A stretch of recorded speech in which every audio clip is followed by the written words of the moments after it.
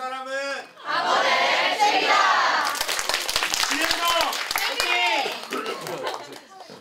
안녕하세요. 저는 유토피아 쿠키에 들어오게 된 1, 2학번 법학과 23살 김현성이라고 합니다. 먼저 저는 제 꿈에 대해서 얘기하게 될 텐데요. 제 꿈을 얘기하자면 고등학교 시절을 잊을 수가 없습니다. 저는 고등학교 들어가기 전에는 그냥 평범한 자아가 없는 학생이었습니다. 고등학교를 들어오면서 야간 자율학습이라는 교육의 장벽을 만나게 되고 거기 그 과목에서 저는 자아가 생기게 됩니다. 한 선생님이 수업 시간에 애들이 너무 많이 자고 있으니까 그런 말을 하시더라고요. 애들을 깨우면서 얘들아 너희들 너무 힘든 거 아는데 고등학교 때는 공부만 하는 게 맞는 거야. 그때 반항 기질이 되게 심했던 저는 에이 무슨 그딴 말을 하십니까? 이렇게 얘기를 했어요. 진짜 이대로. 그러니까 선생님이 그 말씀을 하시더라고요.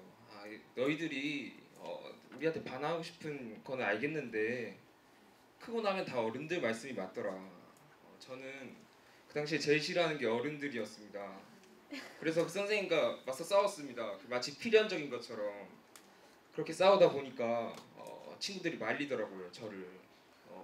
되게 속상했습니다. 그리고 그래서 친구들한테 미안해서 제가 참았는데 선생님이 마지막으로 말씀하시더라고요. 쓸데없는 얘기한다고 시간을 너무 많이 날렸다. 진도를 나가자. 전 너무 큰 충격을 받았습니다. 고등학교 1학년 때 그 뒤로 야간 자율학습을 할 수가 없었습니다. 분노에 쌓여서 너무 화가 나서 할 수가 없었습니다. 그래서 저는 야간 자율학습 시간에 공부를 하지 않고 친구들이랑 떠들지도 못하게 하니까 저 스스로 질문을 던졌습니다. 나는 누구인가? 나는 무엇을 하고 싶은가? 나는 어떻게 살아야 하는가? 이런 깊은 주제들부터 어떻게 하면 그 선생님을 짓밟을 수 있을까? 이런 것들까지. 그 당시 제가 하고 싶었던 거는 세상을 욕하는 거였거든요. 이게 야간 자율학습이 잘못됐는데 아무도 잘못됐다고 안 하고 그냥 참고 있으니까 아이들이랑 있을 때도 너무 분했습니다. 근데 제가 맞서 싸우자니 저는 겁이 너무 많았고 친구들한테 얘기를 하자니 친구들은 제 말을 들어주지 않았습니다. 그래서 저는 화가 나서 이야기를 썼습니다. 쫄라맨 형식으로 만화를 만들었는데 어떤 내용이었냐면 그 저랑 싸운 선생님을 처치하고 그리고 그 고등학교 학생 부장 선생님과 싸워서 이기고 그리고 교장 선생님과 맞서 싸워서 이기고 학생들이 힘을 합쳐서 교육부 장관과도 맞서 싸워서 이겨서 야간 자율학습을 폐지시키는 그런 학생 승리적인 이야기를 만들었는데 제가 선생님과 싸울 때는 말리던 친구들이 제 이야기를 만들어서 보여주니까 굉장히 좋아하더라고요. 오히려 더 독려하고 막 이 선생님을 이렇게 죽여라 막 이런 식으로 나오고 전 그때 이거다 나는 이렇게 살아야 되는구나 하는 걸 느꼈습니다. 그렇게 저는 이야기를 이야기를 만든 사람이 되어야겠다고 속으로 생각을 했습니다. 그렇게 공모전에 내보고 출판사에도 내보고 또 그림 작가들한테 부탁도 해보고 그려달라고. 그런데 대답은 전부 다 노였습니다. 재미가 없다고 하고 유치하다고 하고 자기 출판사가 맞지 않다는 이런 변명도 하고 그리고 대답이 날라오지 않는 것도 있었습니다. 그러니까 저는 무서웠습니다. 막연하게 그런 꿈을 가지고만 있었는데 굉장히 무서운 겁니다. 미래가 불확실해지니까 저는 그 꿈에서 도망쳤습니다. 그러고 대학교를 들어왔는데 저와 맞지 않는 전공과를 골랐으니까 굉장히 또 다시 한번 도피처로 도망칠 수밖에 없었죠. 그런데 도피처로 도망치다 보니까 그 도피처마저도 불안해지는 겁니다. 미래가 불확실해지니까. 그래서 저는 결심했습니다. 하루에 한 장씩 꼭 다른 이야기와 다른 소재, 다른 주제로 얘기를 만들어보자. 내 생각을 담아보자.